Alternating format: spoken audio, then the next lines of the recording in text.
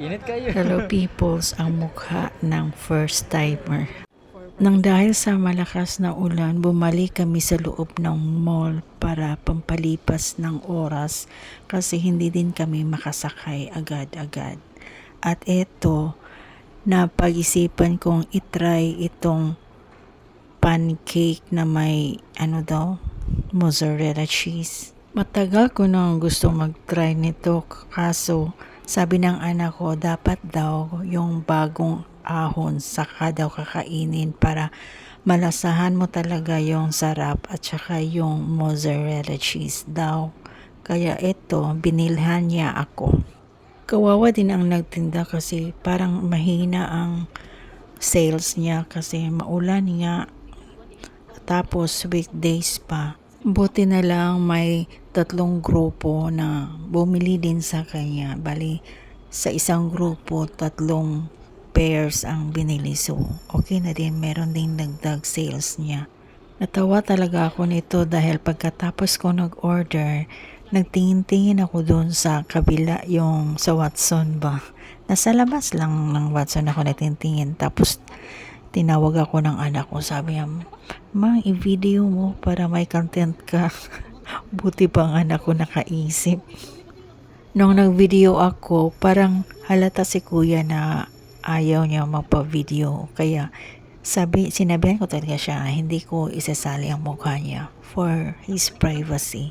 Hindi naman kasi lahat ng tao gustong masali sa video, di ba? Meron talagang mga taong mas pinili nilang maging private. Kaya sinabihan ko siya, huwag kang mag-alala kuya dahil hindi ko ipapakita yung mukha mo. Ipapakita ko lang kung gaano mo ginagawa ito. Para sa akin medyo pricey siya dahil maliit. Kaso lang, nandahil sa mga ingredients siguro kasi nagmahal. Tapos magbabayad pa sila ng tauhan nila at saka yung renta nila sa space niya. Kaya okay na din.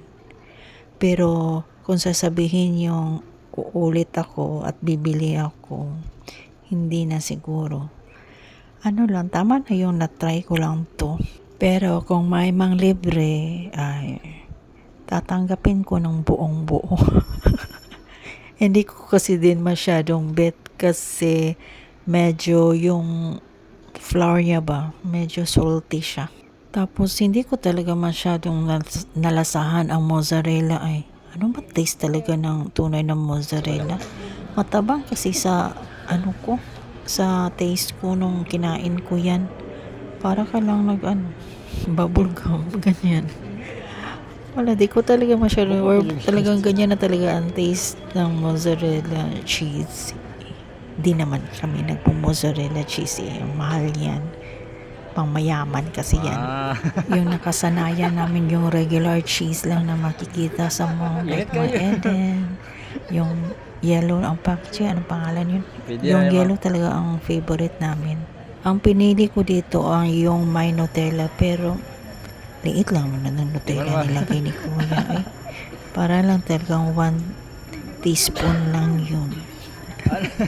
Hindi ko masyadong malasa. Kaya pala nung sumunod sa akin ng 3 grupo, yung regular lang ang pinili niya. Bye!